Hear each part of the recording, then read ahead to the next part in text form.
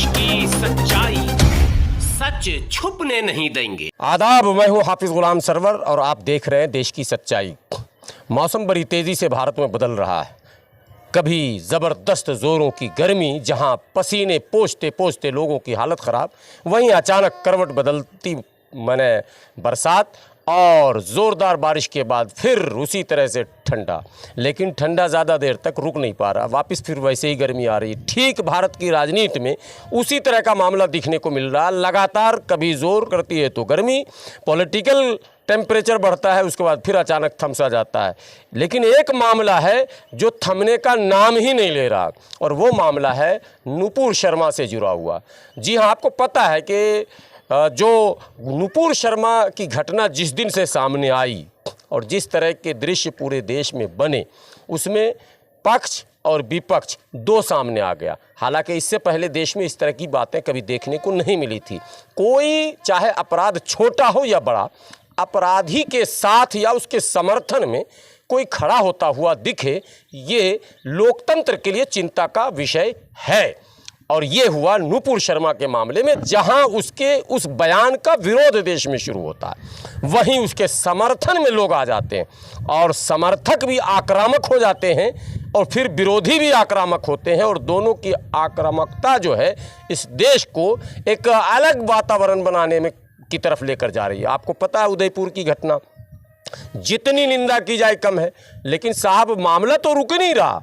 अब नहीं रुक रहा है तो इसका मतलब जहां दोनों समुदाय के उस तरह के लोग सड़क पर हैं, वहीं सरकार भी इसके बीच अपना वोट का गणित बैठाने में लगातार लगी हुई है। कहीं ना कहीं सरकार की मंशा साफ इसलिए नहीं दिख रही है कि इस तरह के समर्थकों और विरोधियों को खुली छूट दी गई है। स्थानीय पुलिस से लेकर वरीय पदाधिकारियों की भूमिका की अगर सही से जांच कर ली जाए तो स्पष्ट होगा कि ऊपर का कुछ आदेश अलग आ रहा है। अभी फिर एक घटना उदयपुर के बाद सीतामढ़ी की घटना हुई, और अब मध्य प्रदेश से एक घटना की खबर आ रही है। जी हाँ, मालवा से।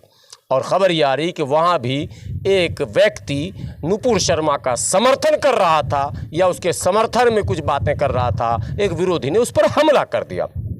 एक बात और आपको बता दूं, जो कुछ मीडिया दिखाती है वो सब सच नहीं हो सकता, क्योंकि मीडिया भी एक पार्ट है सरकार के उस खेल में, जिस खेल को सरकार खेलकर सत्ता में बने रहना चाहती है। और मीडिया जो है इस तरह के मामले, आपसी झगड़ों को भी यही रंग देकर इस मुद्दे को गरमाए रखना चाहती है, और इसी तरह से अलगाव समाज में फैल जाए ताकि वर्ग विशेष का वोट भारतीय जनता पार्टी की तरफ चिपकता चला जाए। लेकिन मुद्दे साहब इससे भी हटकर बहुत सारे हैं, उस पर भी बात होनी चाहिए, जो कि बिल्कुल नहीं हो रही है, और ये भी चिंता का विषय है। 1000 ऐसे मुद्दे हैं जिस पर बड़ी बहस की ज़रूरत है। आपको पता है, आटा, दाल, चावल, चीनी, तेल और तमाम खाद्य सामग्रियों की जो हालत है वो गरीब की पहुंच से बिल्कुल दूर होता चला जा रहा है, और ऐसे में महंगाई कोई मुद्दा नहीं बन पा रहा है, बेरोज़गारी कोई मुद्दा नहीं बन पा रहा है, और कई और ऐसे मुद्दे हैं जो मुद्दे हैं लेकिन बनाया नहीं जा रहा है।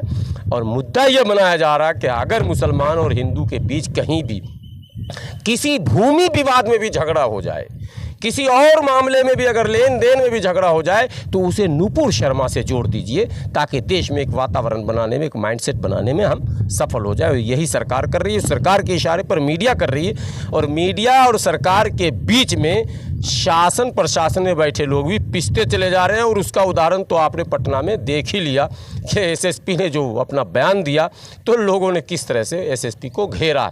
बहरहाल ये आप लोगों का काम है, आप लोगों के ज़िम्मे है कि आप लोग अपने अपने क्षेत्र में कैसे भाईचारा को बढ़ावा दें, कैसे आपस में भरोसे का वातावरण बनाएं, और जो वास्तविक विवाद हो उसकी वास्तविकता को सामने रखने में ज़रा सा आगे आए। चेहरे को छुपाए नहीं, झूठ को फैलने से रोकने में आपको आगे आना पड़ेगा।